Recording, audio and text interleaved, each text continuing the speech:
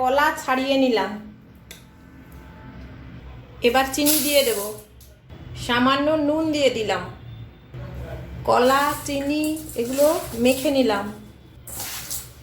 এর সাথে আটা মিশিয়ে নিলাম, সাথে গুঁড়ো দুধও দিয়ে দিলাম, অল্প একটু জলও দিলাম। আপনারা জলের বদলে দুধও দিতে পারেন। এবার সবগুলো ভালো করে মাখিয়ে নিলাম। মৌরি এলাচ গুঁড়িয়ে এর সাথে মিশিয়ে নেব। এবার মিশিয়ে নিলাম, সবগুলো মেখে নিয়ে মিনিট 15 রেখে এরপরে খুলে নিয়ে খাবার সোডা মিশিয়ে দিলাম।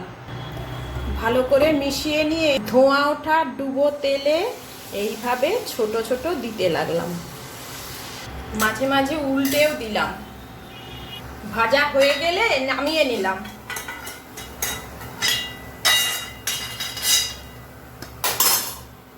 এইভাবে করে খেয়ে